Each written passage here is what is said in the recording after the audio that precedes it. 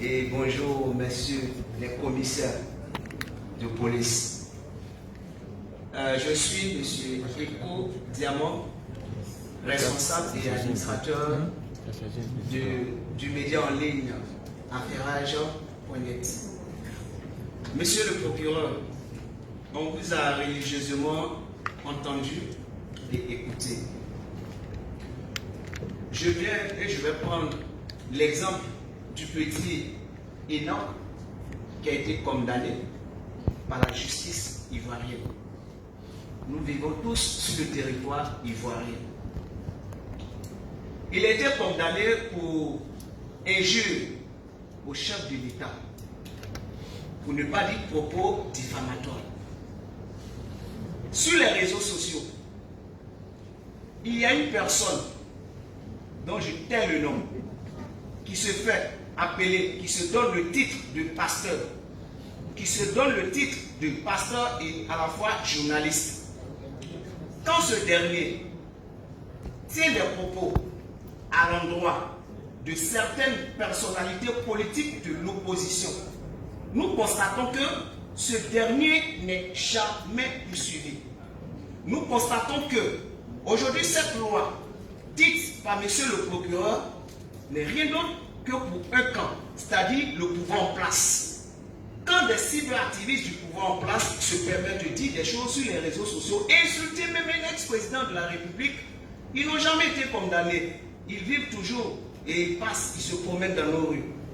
Le deuxième cas, monsieur le procureur, je prends encore et j'attire votre attention sur le cas Ziggy.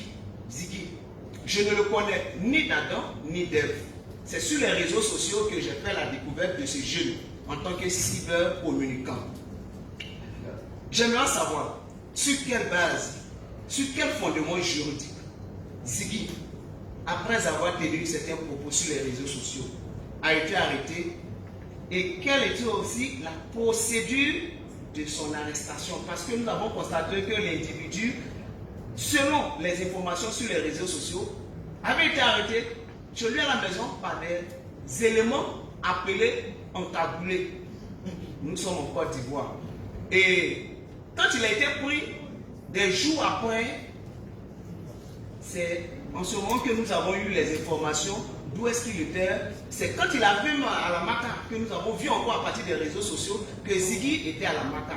Mais vous, en tant que monsieur le procureur, est-ce que ce procédé était la bonne? Qu'en dites-vous vis-à-vis de ces cas? Excusez-moi, était le bon? Voilà. Merci, monsieur le procureur, et on ensemble. J'attends mes réponses. Merci.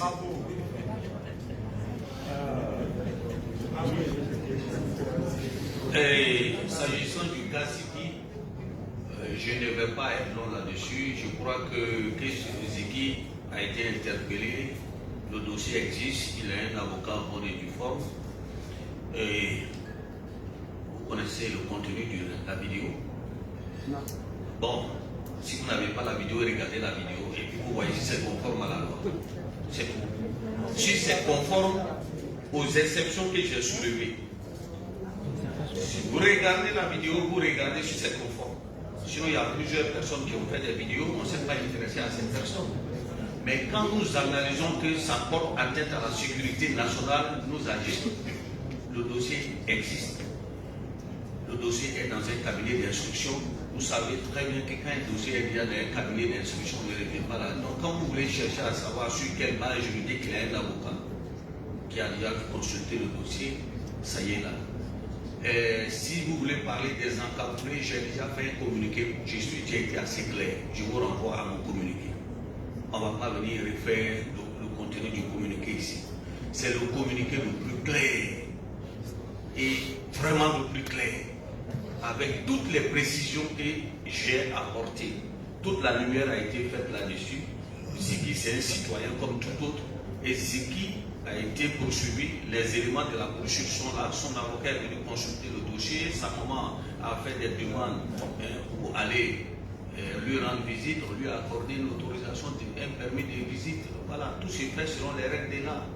Mais un dossier étant déjà en cabinet d'instruction, je ne vais pas venir en parler encore ici. S'il vous plaît. Voilà, c'est ce que moi je peux vous dire. sur le cas Ziki et les encaboulés. Je vous renvoie à mon communiqué. La première question qui concerne un soi-disant pasteur, mais vous avez peur de dire son nom. Voilà, ici, ayons le courage de dire les noms. Voilà.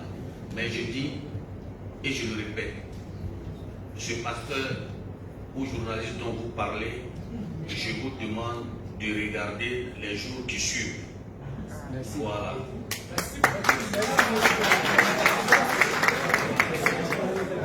Donc, voilà. Voilà. Non, l'information ne sort pas. Voilà.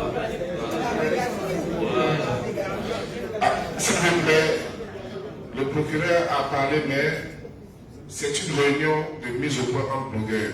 On ne veut pas que l'information se retrouve sur les réseaux sociaux du type de procureur. Non.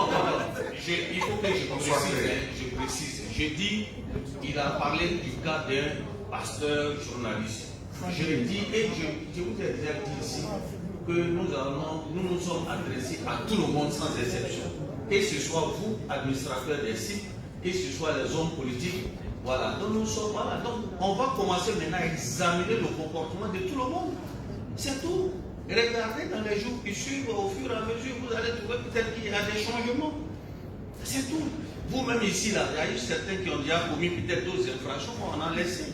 Mais, je dis, au sortir d'ici, c'est en ce moment qu'on va regarder. Donc, je m'adresse à tout le monde sur ce point. Sinon, s'agissant je reviens encore, s'agissant du Enoch, bon, écoutez, bon, il a parlé de Enoch, c'est par rapport au pasteur. Oui. Voilà les propos qu'il a tenus à la suite de la réunion. On ne sentait pas l'impartialité du monde. Non. À ce niveau, il n'y a même pas de problème. Il n'y a vraiment pas de problème. Enoch, il a été déjà jugé, donc je pense qu'on doit passer là-dessus. Maintenant, vous avez fait allusion au pasteur, je dis regardez l'avenir. C'est tout ce que moi j'ai dit. Et aussi des activistes du pouvoir en place. Je dis tout le monde. Je m'adresse à tout le monde. Est-ce que quand je faisais la convocation ou bien l'invitation, est-ce que j'ai dit que je m'adresse aux cyberactivistes d'un bord? Je n'ai jamais dit ça. J'ai dit tous les cyberactivistes. J'ai dit c'est un nouveau départ. Maintenant, pour revenir encore au cas des encagoulés, bon, je pense que je l'ai dit, je ne souhaite plus qu'on parle de ce narratif. J'ai déjà suffisamment expliqué. Celui qui parle encore de ce narratif, c'est que vraiment il veut provoquer. Non. Parce qu'il s'agit de porter atteinte à l'honorabilité de mes officiers de police judiciaire et je ne vais jamais tolérer cela. Jamais. Qu'on porte atteinte à l'honneur et à l'honorabilité de mes officiers de police judiciaire. C'est pour ça que je l'ai expliqué. Je l'ai expliqué longuement dans le communiqué. Longuement. Et tout est dedans. Le procureur de la République, tous ses officiers de police judiciaire travaillent sous sa direction. Mais je ne vais pas accepter qu'on continue de parler de cette histoire d'encabouler, ceci, cela. Non, je l'ai expliqué. Maintenant, celui qui veut autre chose, bon, il dira autre chose, mais il faut qu'on passe à autre chose. Laissez ce narratif-là. On va passer à autre chose parce que ce qui est là, ça porte atteinte à mes OPJ, à l'honneur et à l'honorabilité de mes OPJ, à la dignité de mes OPJ et porter atteinte même à leur mental. Mais je ne peux pas admettre ça. Une chose est sûre, et je le dis et répété, toute personne interpellée s'est retrouvée devant le procureur, ses droits lui ont été dits et il a été interrogé conformément aux règles en la matière et ça s'arrête là. C'est tout.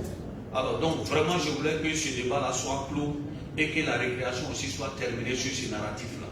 Chaque fois que vous avez besoin de comprendre quelque chose, je vous renvoie à mon communiqué. Question numéro 8.